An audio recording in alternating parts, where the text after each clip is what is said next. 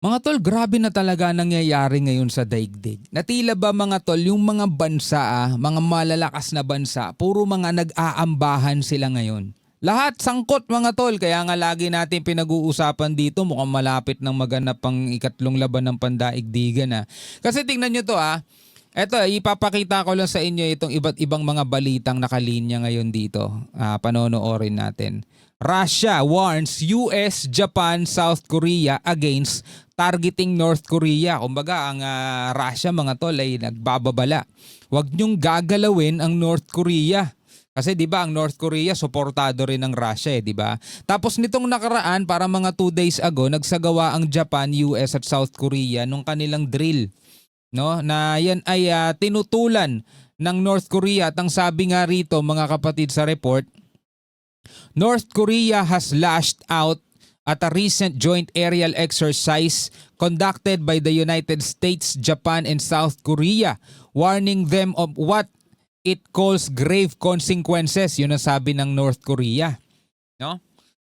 Provocative daw yun mga tol, sabing gano'n ng North Korea. Samantalang sila, palipad sila ng palipad ng ballistic missile nila, no? Mga loko din talaga eh. Tapos eto ngayon, sabi ng Russia, Russia warns, ayun yan sa title Russia warns US, Japan and South Korea against targeting North Korea. Mga tol, no? Sabing ganon. Tapos tignan nyo pa ibang mga bansa. Eto naman, ang Australia mga kapatid, nagsagawa ng largest war games, no, sa kanilang history, no, pinakamalaki sa kanilang history. Yan ay sa gitna mga kapatid na patuloy na pagpapalawak ng military deployment ng China dito sa Indo-Pacific. Involved na Australia mga tol.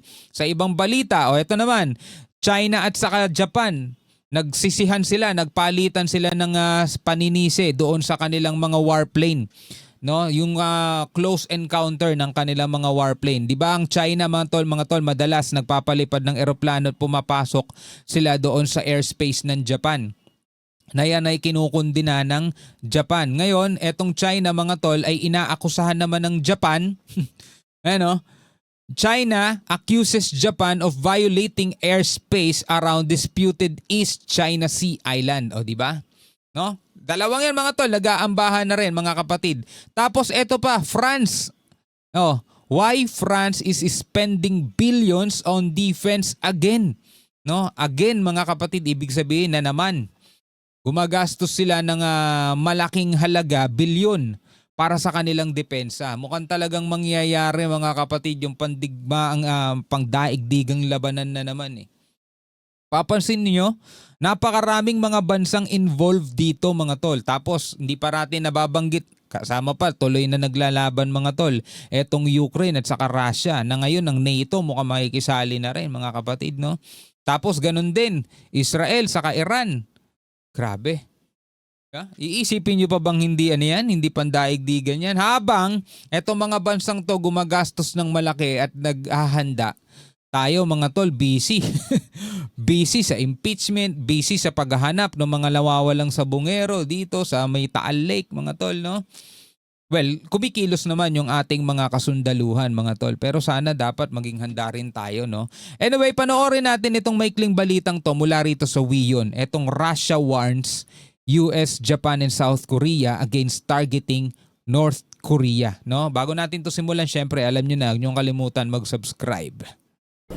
North Korea has lashed out at a recent joint aerial exercise conducted by the United States, Japan, and South Korea, warning them of what it calls grave consequences. Kabado yung North Korea mga tol, no? At the same time, syempre matapang pa rin sila, nagbabala sila. Dapat alam nyo kung ano yung grave consequences, sabing gano'n ng North Korea. Diba? Samantalang sila, palipad sila ng palipad ng ballistic missile nila. Minsan bumabagsak pa doon sa karagatan ng Japan. Ngayon, nagsagawa ang Japan, US, South Korea ng exercise o aerial exercises. Kabado sila, calling Big Brother agad, no? The joint aerial drill was held on July 11 over international waters near South Korea's southern Jeju Island. It involved advanced weapons from all three nations, including a US B-52H strategic bomber capable of carrying nuclear weapons. Kaya naman pala sila kabado mga tol, may ganitong klaseng eroplano no? May dala-dala ang B-52 strategic bomber ng Amerika na kayang magdala ng nuclear, mga tol. And according to South Korea's defense ministry, the drill aimed to enhance deterrence against what it called North Korea's evolving nuclear and missile threats. Pyongyang called the joint action provocative and threatening. Provocative and threatening. So natakot nga talaga, mga tol. Si pangalan nito, Kim Jong-un, mga tol. No? Pero hindi siya natatakot, no, nakikisali siya sa gera ng hindi naman niya gera, 'di ba? Nagpapadala siya ng mga sundalo niya sa Russia. Ang balita ko nga nitong nakaraan, mga tol, 30,000 na mga bagong sundalo ang ipinadala niya pa sa Russia. No? At all-out support siya dito kay Putin, mga tol. Doon pa nga lang involved na siya sa gera. No? So ngayon, eto, nagsagawa ng aerial exercises itong tatlong bansa. Tinatawag niyang provocative itong ginagawa ng US, South Korea at saka ng Japan, mga tol. And accused Washington, D.C., Seoul and Tokyo of forming a nuclear-based triangular military alliance. It warned that their actions risk plunging the region into what it described as an unpredictable phase of military confrontation. The Russian foreign minister warned the U.S., South Korea and Japan against forming security alliance targeting North Korea. Nagbabala, mga tol, itong Russia. No? At huwag niyong gagalawin ng North Korea. Kakanda laban-laban tayo, mga tol. No? Kumbaga nga, parang itong mga bansang to, mga tol, nag-aambahan na silang lahat. Habang yung ibang mga bansa naman na hindi involved dito is nagpapalakas na ng kanilang puwersa. Defense, depensa, syempre, if ever masali sila, hindi naman sila kasali. Diba? At saka si Trump nga, diba? Tinatanong niya yung Australia at saka Japan. Diba? Anong gagawin ninyo kung sakasakaling biglang sumiklab ang gera dito sa China at saka sa Taiwan at makikisali ang Amerika? Kanino kayo papanig? Diba? Mahusay lang sumagot etong Australia at saka Japan. Ayaw daw nila sumagot sa mga hypothetical questions, saka ayaw nila sumagot ng advance. Pag nangyari na at kung sino man yung gobyerno sa mga panahon na yun lang yung sasagot kung anong gagawin nila. Diba? Ayaw nila mag-commit, mga tol. Kasi malay natin iba yung policy nung susunod na gobyerno, di ba?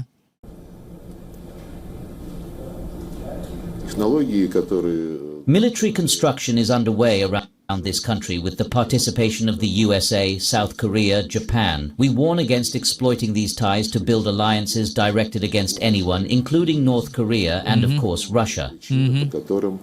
Ngayon ang babalaan nila.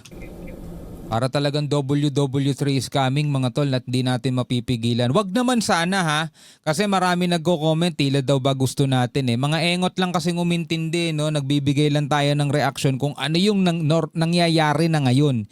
Hindi naman natin ni-request na ganito mangyari, hindi naman natin hinihiling na ganito mangyari. Ganito na yung nangyayari.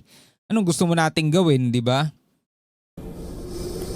Pyongyang views US-led military drills as invasion rehearsals. It has long argued that it is forced to develop nuclear weapons to defend itself from US military threats. Pero alam nyo, mga tol, itong ginagawa nila, deterrence nga ito Pinapakita nila o pineflex nila yung puwersa nila para wag ka na mag-angas. May kita mo na merong babalik sa'yo, merong re-rest back sa'yo kapag ikaw ay gumawa ng masama. Kaya nga yan yung pamigil nila, mga tol. Diba? Halimbawa na lang, mga kapatid, para ulit sa mga mahihina ang pag-unawa. Ano ibig sabihin ng deterrence sa isang maliit na senaryo? Diba? Meron tayong isang establishment. Diba? Alisan mo ng security yan. Diba? Tapos yung establishment na yon puno ng mga importante o mahahalagang mga bagay o kayamanan sa loob. Diba? Yan ay nakakaakit ng mga masasama para pasukin niyang lugar na yan. Diba? Maaakit sila, pasukin natin, wala namang bantay Pero kung lalagyan mo yan ng mga security, lalagyan mo yan ng guard dog na armado, guard dog saka mga guard na armado ng mga sandata, mga tol. Deterrence yun para walang mangyaring panloloob. Diba? So ganito rin yung ginagawa nitong mga to. Pinapakita nila may puwersa kami. Sige, subukan yung maggulo. Subukan ninyong magsimula ng gera. Merong babalik sa inyo which is hindi nyo magugustuhan. Kaya nga deterrent. So dahil dito sa ipinakitang puwersa ng Japan, US sa South Korea, magdadalawang isip ngayon ng North Korea, teka, huwag muna tayo manggulo. Kailangan pag-isipan na muna natin to, di ba? Kasi pag nanggulo tayo, itong tatlong bansang to babalik sa atin. So tahimik muna tayo. Ganon yung nakikita ko kasing senaryo mga tol eh. No? Anyway, anong masasabi nyo rito mga kapatid? Comment ka na lamang sa ibaba. Hanggang sa muli, ako nga pala si Shobaldi. Peace out.